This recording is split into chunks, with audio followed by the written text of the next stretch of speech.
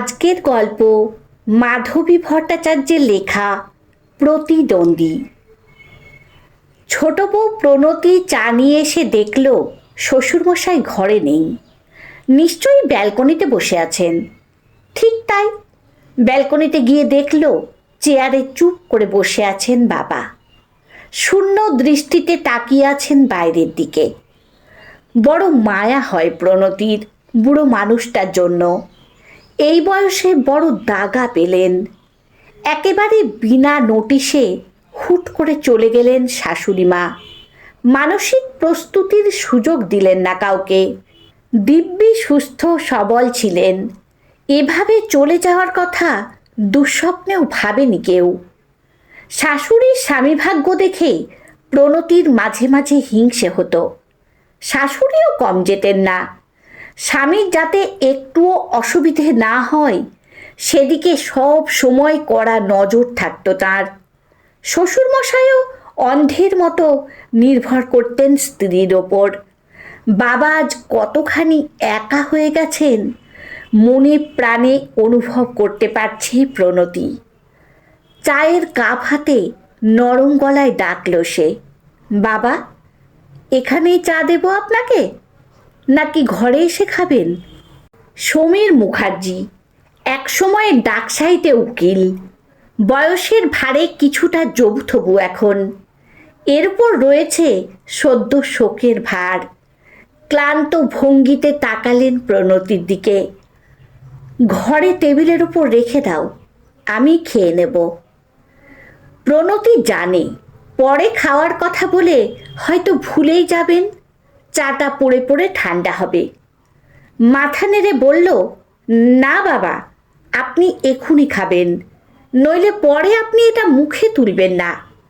কদিন ধরেই দেখছি খাওয়া দাওয়ার বড্ড অবহেলা করছেন।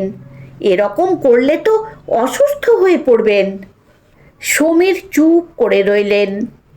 এরা কেউ বুঝবে না কি অসহনীয় কষ্টের ভেতর দিয়ে তাকে যেতে হচ্ছে। ঢোক গিলতেই গলা ব্যথা করে। খাবার নামবে কোথা দিয়ে? মায়ের জন্য আপনার কষ্টটা বুঝতে পারছি বাবা, কিন্তু খাওয়া দাওয়ার এরকম অনিয়ম করলে মা কি খুশি হতেন? মায়ের কথা ভেবেই এই চা বিস্কুটটা খেয়ে নিন। হাত বাড়িয়ে কাপটা নিলেন সমীর।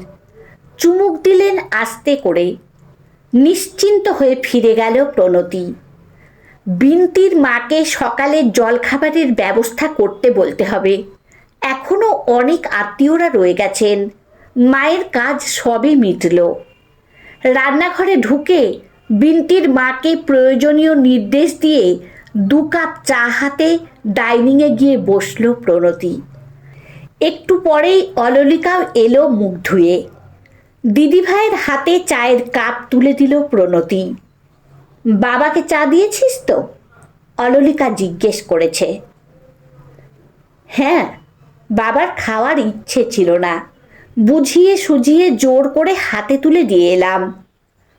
বাবাকে কিছুদিন এভাবে আগলে রাখতে হবে। ধীরে ধীরে নিশ্চয়ই কষ্টটা কাটিয়ে উঠতে পারবেন, বলল অললিকা। হ্যাঁ, তা তো বটেই, সময় সব শোক ফিকে করে দেয়, প্রণতি বলল। অললিকা চুপ করে রইল। দীর্ঘ 50 বছরের সঙ্গী হঠাৎ করে চলে গেলে শোক সামলে নিতে একটু সময় তো লাগবেই। চায়ে শেষ চুমুক দিয়ে উঠে যাচ্ছিল অললিকা। হঠাৎ মনে পড়ল মায়ের যত শাড়ি টাড়ি আছে সব বের করে দেখতে হবে। সব আত্মীয়রা এসেছেন, সবাই মায়ের প্রিয়জন। খুড়শাশুড়িরা আছেন, পিসি শাশুড়ি আছেন, আরও অনেকে আছেন। তাদের প্রত্যেককে মায়ের শাড়ি একটা করে দিতে হবে স্মৃতিচিহ্ন হিসেবে। বাড়িতে যতজন কাজ করেছে এতদিন তাদেরও দিতে হবে। বিন্তির মা আর মালতীকে তো দিতে হবেই। মা দিতে থুতে খুব ভালোবাসতেন। সবাইকে দিয়ে যা থাকবে সেগুলো 2 বউয়ের। একটা লম্বা শ্বাস ছেড়ে ছোট জায়ের দিকে তাকিয়ে সে বলল, আজ তুই আর আমি মিলে মায়ের আলমারিটা গোছাবো। শাড়িগুলো বের করব। ঠিক আছে দিদি ভাই, দুপুরে খাওয়া দাওয়ার পর কাজটা সেরে ফেলব। প্রণতি মাথা নাড়ল। দুপুরে খাওয়া দাওয়ার পর দুই বউ হাজির হলো দোতলার বড় ঘরটাতে, যে ঘরটায় কদিন আগেও শাশুড়িমা থাকতেন শ্বশুরমশাইয়ের সাথে। এই ঘরে দুটো আলমারি রয়েছে। একটাতে থরে থরে সাজানো রয়েছে শাশুড়িমায়ের শাড়ি।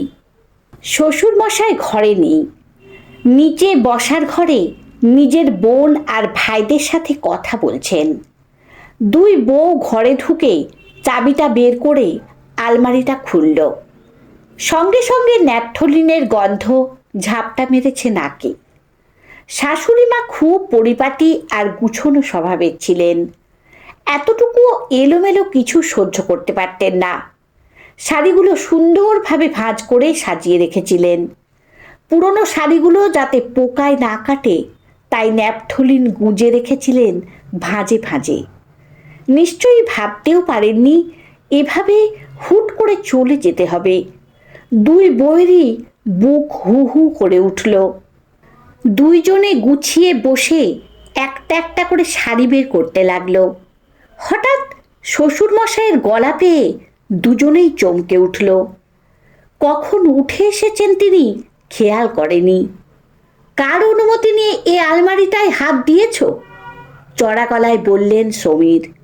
আপনিই তো সেদিন বললেন মায়ের শাড়িগুলো দিতে হবে সব্বাইকে, মা লোকজনকে দিতে ভালোবাসতেন, মা খুশি হবেন, সেই জন্যই তো শাড়িগুলো বের করছি। বড় বউ থতমত খেয়ে বলেছে। আমাকে না জিজ্ঞেস করে আলমারিতে হাত দিলে কেন? শ্বশুরমশাইয়ের অসন্তুষ্টি দেখে আশ্চর্য হচ্ছিল দুই বউ। আলমারিটা খুলে কি এমন অপরাধ করে ফেললো ওরা? বাবা এমন বিরক্ত হচ্ছেন কেন? আপনি নিচের ঘরে কাকা পিসিদের সাথে গল্প করছিলেন, ভাবলাম আপনাকে আর বিরক্ত করব না, কিন্তু আলমারি খুলেছি বলে কি এমন হয়েছে বাবা? প্রণতি অবাক হয়ে বলেছে। মুখে মুখে কথা বলো না, যা বলছি শোনো। এক্ষুনি এখান থেকে উঠে যাও, পরে এসে শাড়িগুলো বের করবে। সমীরের মুখ থমথম করছে। বের করে রাখা শাড়িগুলো তুলে রাখতে যাচ্ছিল ওরা। সমীর ধমকে উঠলেন। থাক, এগুলো তোমাদের আর গুছিয়ে রাখতে হবে না, আমিই করে নিচ্ছি, যাও এ ঘর থেকে। যখন আমি বলবো তখন এসে শাড়িগুলো বের করে নিয়ে যেও। হতভম্ব দুই বউ বেরিয়ে গেল ঘর ছেড়ে। শ্বশুরমশাইয়ের অদ্ভুত আচরণের মানে খুঁজে পাচ্ছিল না তারা। সিঁড়ি দিয়ে নামতে নামতে প্রণতি চাপা গলায় বলল, দিদিভাই, কি হলো ব্যাপারটা? বাবা ওরকম রেগে উঠলেন কেন? আমিও তো বুঝতে পারছি না। আসলে এত বড় একটা শোক পেয়েছেন, মাথার ঠিক নেই মনে হয়। ও কিছু না, ঠিক হয়ে যাবে, ফিস ফিস করল অললিকা। দুই বউ চলে যেতে উঠে গিয়ে দরজা বন্ধ করে দিলেন সমীর। তারপর আলমারির সামনে থেবড়ে বসে পড়লেন। ছড়িয়ে থাকা সুষমার শাড়িগুলো তুলে নিয়ে বুকে চেপে ধরলেন। নাক ডুবিয়ে গন্ধ নিলেন। সুষমার গায়ের গন্ধ লেগে আছে শাড়িগুলোর ভাঁজে ভাঁজে। কখন দুচোখ বেয়ে জল গড়িয়ে নামছে খেয়ালই হয়নি। হুঁশ ফিরতে চোখ মুছে শাড়িগুলো তুলে রাখলেন। তারপর আলমারির একটা তাকে থরে থরে ভাঁজ করে রাখা শাড়ির নিচে লুকোনো ছোট্ট পুরনো একটা খাম বের করে আনলেন। খামের ভেতর থেকে ছবিটা বের করে নিলেন সাবধানে। সাদা কালো ঝাপসা একটা ছবি। একটা ছেলে চেয়ারে বসে আছে। পেছন থেকে দুই বিনুনি করা এক কিশোরী ছেলেটির চোখ চেপে ধরে দুষ্টু হাসি হাসছে।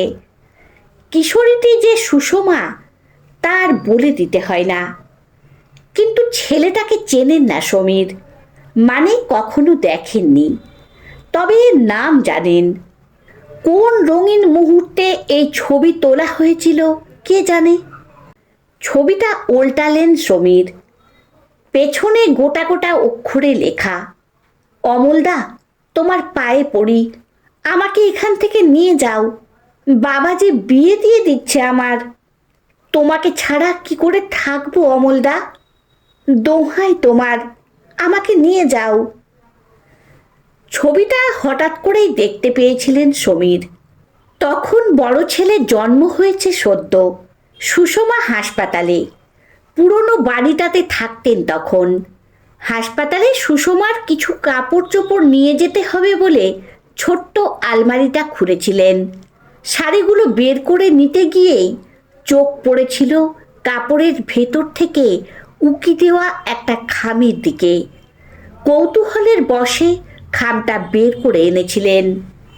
ছবিটা দেখে লেখাটা পড়ে পরিষ্কার বুঝতে পারছিলেন ছবির ছেলেটা অমল নামের কেউ, যাকে সুষমা ভালোবাসত।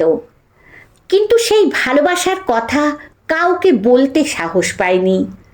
তার সঙ্গে বিয়ে ঠিক হবার পরে ছবিটার পেছনে তাড়াহুড়ো করে কথাগুলো লিখে পাঠাতে চেয়েছিল অমল নামের ছেলেটাকে, কিন্তু পাঠাতে পারেনি, হয়তো ভয়ে।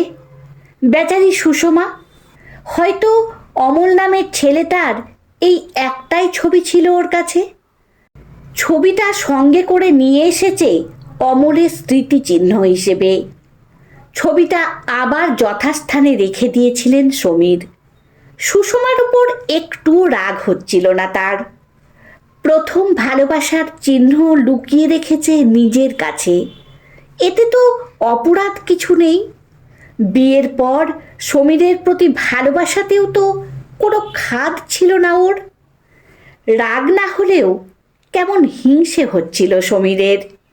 অমল নামের সেই অদেখা তরুণকে হিংসে করতে শুরু করেছিলেন। অমল তার প্রতিদ্বন্দ্বী হয়ে উঠেছিল। সুষমার মন থেকে অলোককে মুছে দিতে আরও আরও বেশি করে ওকে ভালোবাসতে শুরু করেছিলেন। কিন্তু কোনো দিন ঘুণাক্ষরেও সুষমাকে বুঝতে দেননি অলোকের ব্যাপারে সব জেনে গেছেন। বেচারি যখন ব্যাপারটা লুকিয়ে রাখতে চায় তখন থাক এটা লুকোনো। খামের ভেতরে ছবিটা ঢুকিয়ে দিলেন সমীর। তারপর নিজের আলমারি খুলে লুকিয়ে রাখলেন কাপড়ের নিচে। ছবিটা নষ্ট করে দিতে খারাপ লাগছে, থাক আপাতত লুকোনো অবস্থায়, পরে দেখা যাবে কি করা যায়। দুই বৌমা নিশ্চয়ই অসন্তুষ্ট হয়েছে তার উপর, অকারণে ওদের ধমক দিয়েছেন। কিন্তু এই খাম তাদের হাতে পড়লে তারা কি ভাবতো কে জানে। এই কারণে বাধ্য হয়েই তাদের সরিয়ে দিতে চেয়েছিলেন। নিচে গিয়ে বৌমাদের ডাকলেন সমীর। ছলো ছলো চোখে বললেন, আমার কথায় কিছু মনে করো না মা, আমার মাথা ঠিক নেই। যাও, শাশুড়ির শাড়িগুলো বের করো। দুই বউ খুশি হয়ে ওপরে উঠে গেল। সমীর তাকিয়ে রইলেন সেদিকে। শ্বশুরমশাইয়ের প্রতিদ্বন্দ্বীকে আর দেখতে পাবে না ওরা। সুষমার এই অতি গোপন জায়গাটা চিরকাল লুকোনোই থাকবে, এটাই চান সমীর।